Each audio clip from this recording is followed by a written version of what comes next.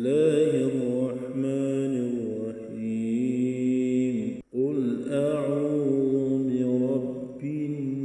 الناس ملك الناس إله الناس من شر الوسواس الخناس